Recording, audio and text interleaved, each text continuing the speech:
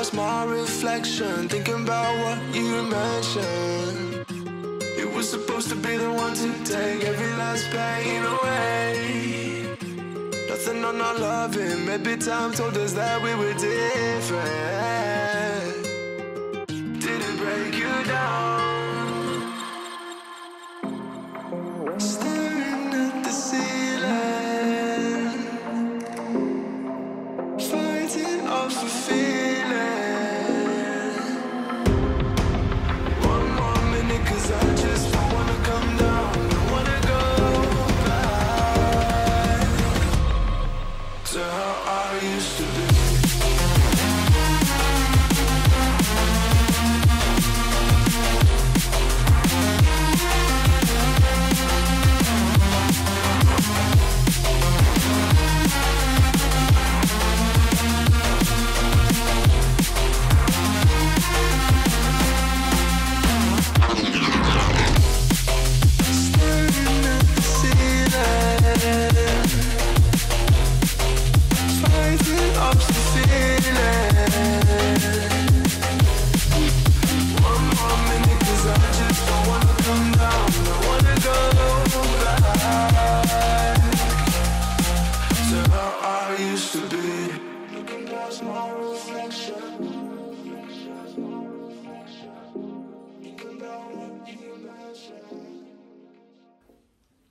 Santé de la grenadine, parce que je ne bois vraiment, mais vraiment pas assez d'eau. Et donc du coup c'est le seul moyen pour moi de m'hydrater, parce que ça rajoute un petit goût vachement sympa. J'espère que tu vas bien. Aujourd'hui on se retrouve dans une nouvelle vidéo YouTube. Comme d'habitude on va parler de ma séance, comme d'habitude on va parler un petit peu de mes ressentis, etc. etc. parce que là encore une fois il y a quelques petites choses à dire. Donc du coup pour récapituler ma séance, le SBD que tu viens de voir est le premier SBD de ma séance de deload.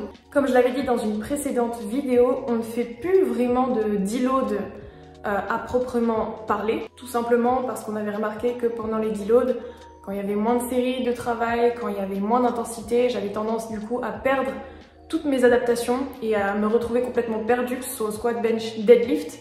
Donc du coup là c'est juste une semaine plus légère que les autres qui fait office de deload du coup. Pour cette première semaine, il y a tout qui s'est très bien passé. J'ai fait mon squat comme d'habitude en gardant la même technique que j'avais adoptée du coup fin de semaine dernière, c'est-à-dire moins ralentir la descente et repartir directement, descendre, monter, c'est tout.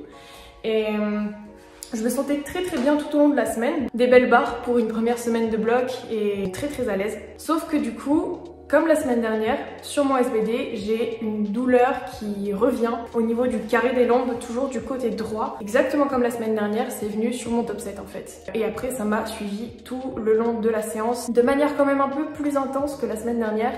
Et là, j'ai encore mal. Donc du coup, il va falloir que je mette en application les exercices que Iban m'a prescrits. Le point positif, c'est que ça ne me faisait pas mal sur mes mouvements pendant la séance, que ce soit au squat, au bench et au deadlift. Donc ça, c'est top. C'est juste qu'on ne veut pas que ça arrive au point de ça commence à me déranger sur mes lifts. Donc on va faire quelques petits ajustements au niveau de la prog. On va vraiment y aller doucement pour ce bloc-ci, parce que le but c'est vraiment pas d'empirer les choses, c'est vraiment de continuer sur la durée. Donc on va vraiment prendre en compte cette douleur-là pour la semaine qui va venir. Donc ce sera peut-être pas une semaine ultra impressionnante au niveau des lifts, mais personnellement, je préfère la jouer sécure plutôt que de pousser sur une douleur qui est en train d'arriver. Je dis pas non plus qu'il faut ne pas pousser du tout, mais c'est juste que j'ai envie de prendre en compte cette douleur, j'ai pas envie qu'elle empire et j'ai pas envie qu'elle devienne gênante sur mes mouvements et qu'après ce soit trop compliqué à la faire partir par la suite. Je suis quand même plutôt contente de mes performances sur le squat, je me sentais vraiment à l'aise, donc il y a aussi ce petit point là, étant donné que j'ai changé de technique récemment. Peut-être que le fait de ne plus auto-ralentir la descente, bah ça m'a fait un certain stress au niveau de mon dos, de mon carré des lombes, je ne sais pas. Pour ce qui est du bench, la semaine dernière je me sentais vraiment très bien, pendant la semaine aussi je me sentais vraiment très bien.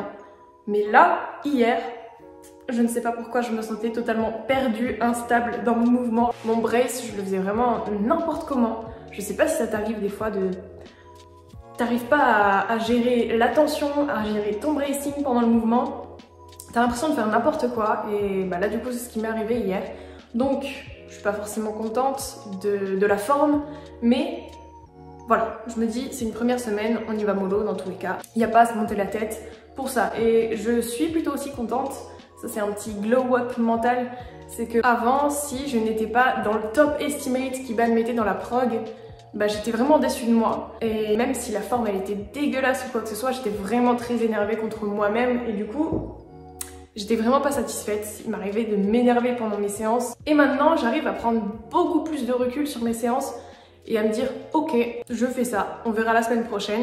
Même si des fois il y a l'ego qui revient en mode ok, j'ai fait ça la semaine dernière, je ne peux pas faire moins que ce que j'ai fait la semaine dernière.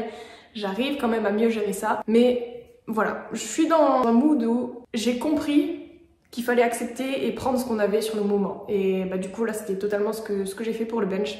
Je me suis dit que ça servait à rien de forcer, surtout que selon moi j'ai overshoot sur le doublé. Et pour le soulevé de terre, j'avais vraiment pas du tout la forme, dans le sens où je sentais tout extrêmement lourd. La mise en tension elle était compliquée, je sentais tout lourd, j'avais pas de douleur sur le mouvement.